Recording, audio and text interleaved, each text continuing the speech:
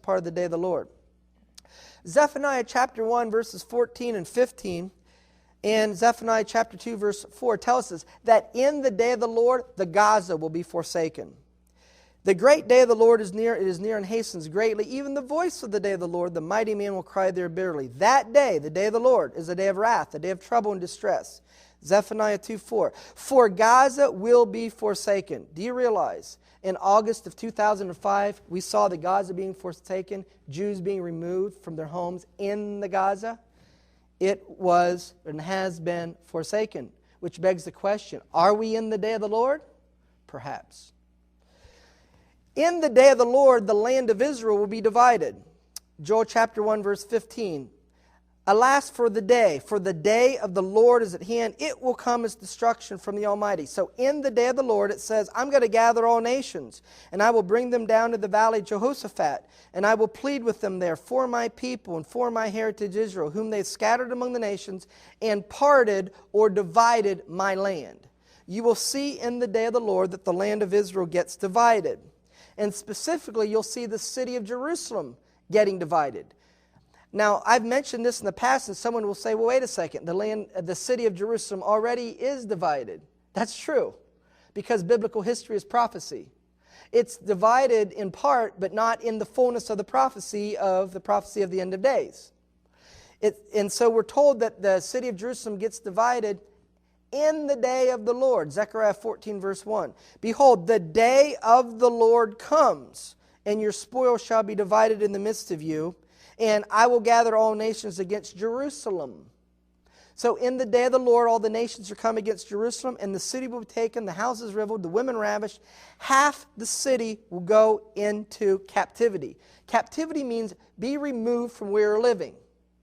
So you know what that means in modern times? Jews who are living in East Jerusalem, which is designated as the capital of a PLO state, any Jew that lives in East Jerusalem will have to leave living their houses there, and they will be forcefully removed. It says, the houses riveled, the women ravished. And once you see that happen, you see the judgment upon the nations. Then the Lord will go forth and fight against those nations, as when he fought in the day of battle. You know what the day of battle is a reference to? The day when Pharaoh and his army drowned in the Red Sea. Exodus chapter 15. That's the day of battle. So once the city of Jerusalem gets divided through a PLO state, it will result in the judgment of the nations, and Yeshua the Messiah will fight against those nations as he fought against Pharaoh and his army when he drowned him in the Red Sea. We can see how Jacob's trouble, or the day of the Lord, or the darkness part of the day of the Lord, is a time when there's judgment upon the nations. In Jeremiah chapter 30, verse 7, verse 11. Alas, for that day is great, so that is none like it. It is the time of Jacob's trouble. The context of Jacob's trouble, he will be saved out of it. The context, if you read all the other scriptures, is it's during this time that you have the ingathering of the exiles. That's how Jacob is saved. He's gathered from all the nations, and the hunters don't put him away, cause him to cease to exist. Jeremiah 30 verse 11, For I am with you, says the Lord, to save you. Though I make a full end of all the nations where I've scattered you, yet will I not make a full end of you, but I will correct you and measure and not leave you altogether unpunished. You see, so the time of the ingathering of the exiles is when he's making a full end of all the nations where I have scattered you. But he says, okay, I'm judging the nations harshly, but I'm also got to correct you and measure. How he's got to correct Jews who don't believe that Yeshua is the Messiah? He's got to correct them by showing that he is the Messiah. How's he got to correct Christians who believe he's the Messiah? They're got to correct him by teaching them that they haven't been following Torah, or haven't been following certain parts of Torah. Because, you know, when you feed the widow and when you do good to those who are in need, you know that's following the law, and the church does a lot of that. So they do follow the higher things of the Torah. There's just certain things that are necessary to understand the end of days that they've neglected. And because the God of Israel wants his people to understand the end of days, he wants you to be renewed to the things we haven't been doing. And the primary reason is not to fight about how we do them, or to beat someone over the head because they're not doing them. The primary purpose is the understanding of those things, when you do them, are meant to teach you about the second coming of the Messiah and the things happening in the world. That's the purpose. And so continuing on, it's in the day of the Lord is when Babylon falls. Isaiah 13 verse 1, the burden of Babylon. Isaiah 13 verse 6, how ye for the day of the Lord is at hand. In Babylon the glory of the kingdoms, the beauty of the Chaldees' excellency, shall be as when God overthrew Sodom and Gomorrah, which was by fire. And so we see that Babylon falls in the day of the Lord. But why? What's got to cause them to fall? Because there's a judgment of the nations. But why are the nations being judged? Because they're dividing the land of Israel. They're dividing the city of Jerusalem.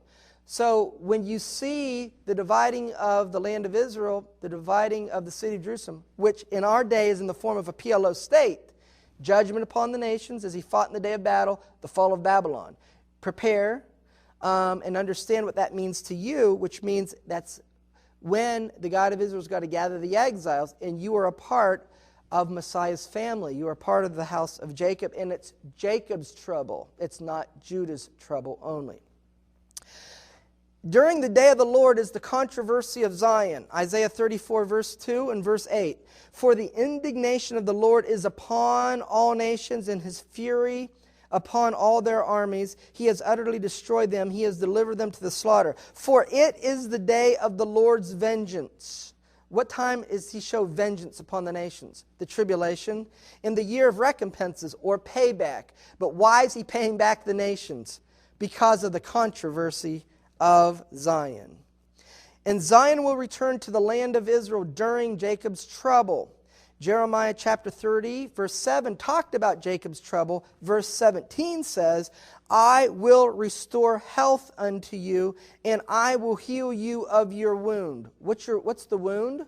The exile. What's the healing of the wound? The end of the exile. So I'm going to heal you of your wound. I'm going to end your exile. Why? Because they called you an outcast, saying, this is Zion whom no man seeks after. Oh, you know what they're saying today? I mean, like in our days. You want to believe the Bible?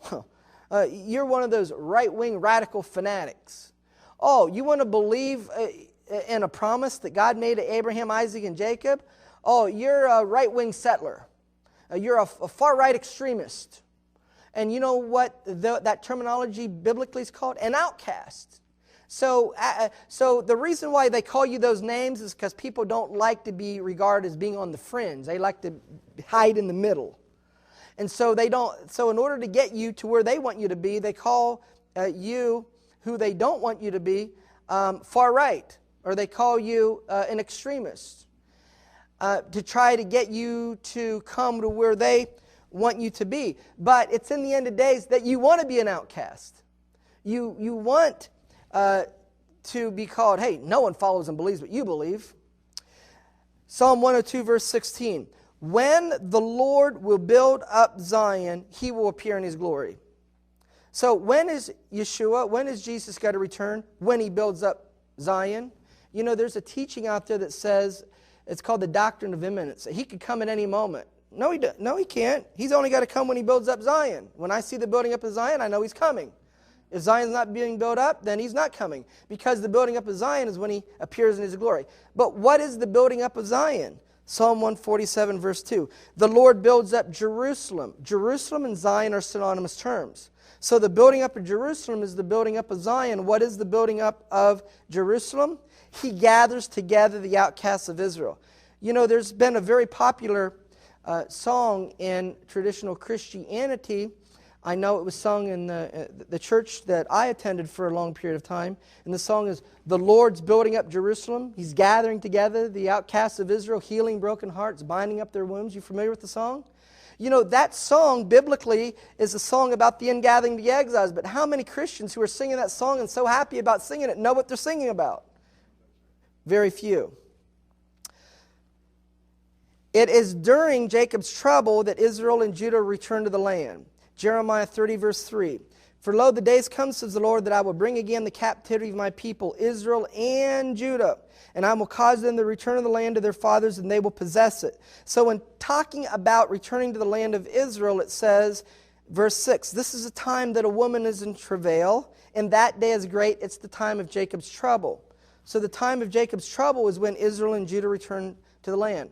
Remember one of the ways in which this is going to be accomplished, not the only way. Because if you study all the prophecies, one of the ways it says that the exiles will return home is by a great outpouring of His Spirit.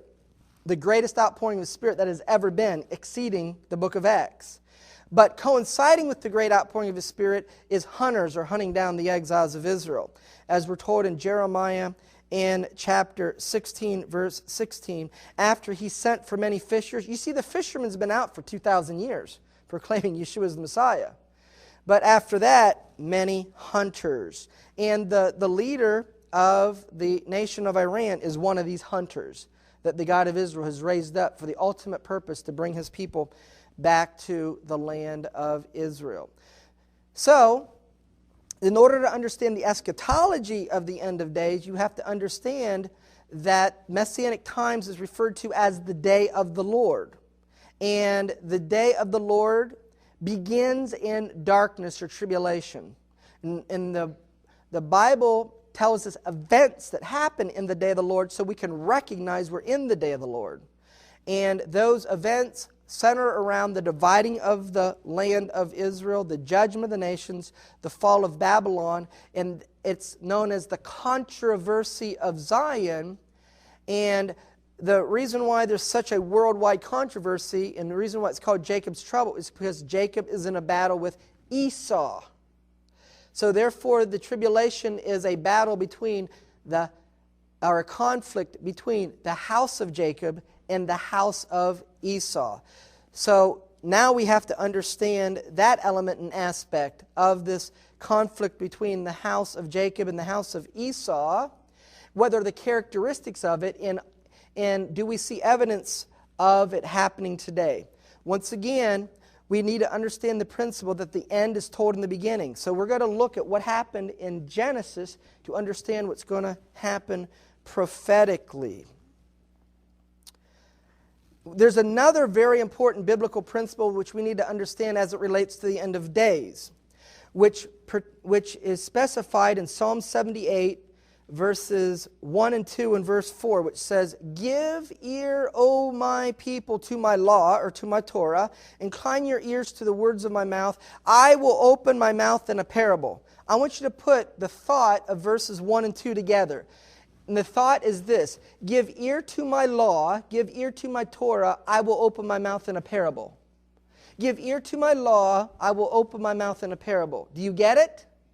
The Torah is a parable. Give ear to my law, I will open my mouth in a parable. The Torah is a parable. You know what a parable is? It's something that has a deeper meaning other than the literal understanding. That's what a parable is. And so when we read history, we read about literal events. We're told here that the Torah is a parable. There's a greater meaning to it than just the history that you find recorded. It's a parable that is meant to be understood by the last generation. Psalm 78, verse 4. "We will not hide them from the children," showing in the King James translated, showing the generation to come. The phrase "to come" is the Hebrew word akaron, which you can see here. The meaning of akaron, the primary meaning of the word, it means last. So it should be translated showing the last generation. But the King James translated it more generically and just translated it as "to come." But it specifically means showing the final generation. So the Torah is a parable that is meant to be understood and known by the final generation.